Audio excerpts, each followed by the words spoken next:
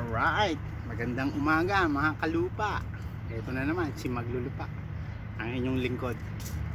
Ang ating topic ngayon sa araw na ito ay kung paano itanim ang buto ng okra. Ang buto ng okra, meron dapat tayong sundin na guidelines kasi ayon din sa aking karanasan na mag-aapat na buwan na ako nagtatanim at naranasan ko na yung mga failures sa okra at success. So ngayon, malalaman nyo ang failure at success sa pagtatanim ng okra. Napakasimple lang kasi naranasan ko na. Ito ibabahagi ko na sa inyo. Ang unang gagawin, kung gusto nyo munang in-nursery, sa gantong paso pwede na, kaliit. Kumuha tayo ng lupa. Yan. Yung lupa, huwag nyo masyadong punuin para may space yung tubig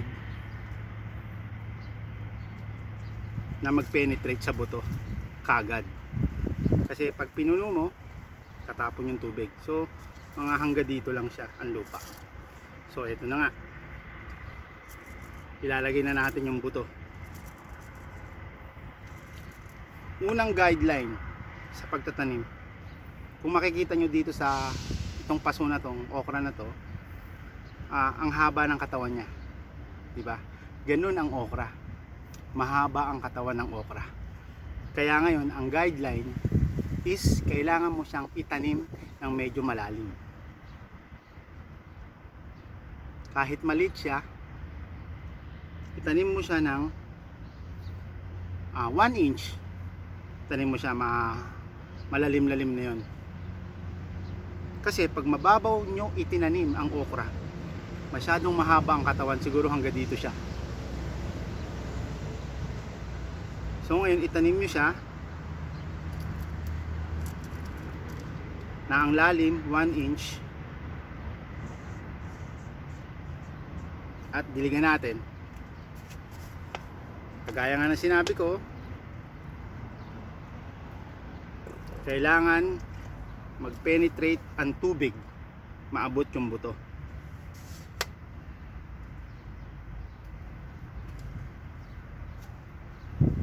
Napakasimple lang po. Ngayon po, pagkatanim natin ito, mag-aantay tayo ng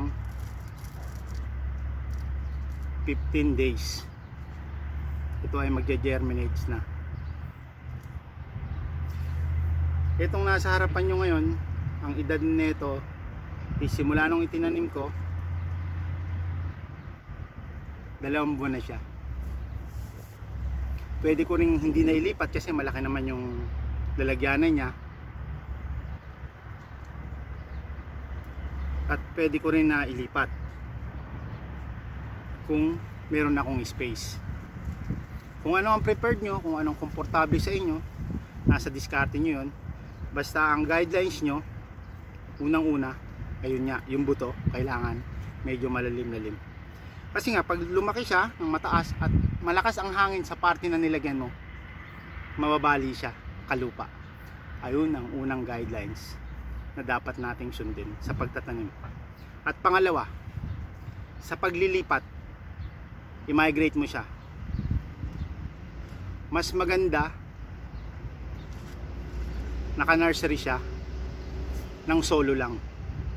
Huwag ka magtatanim sa isang nursery na ganito, 3, 2, kasi ang okra po, ayon sa aking naranasan, very sensitive ang kanyang ugat. Once na ang ugat niya ay nalamog, 50-50 na po ito. Pwede nang mamatay, pwedeng makarecover, pero ang bibigyan nating diin, yung araw na nasayang. Siyempre, katulad nga ng isang may sakit, naudlot yung paglaki ng isang halaman pag meron siyang sakit.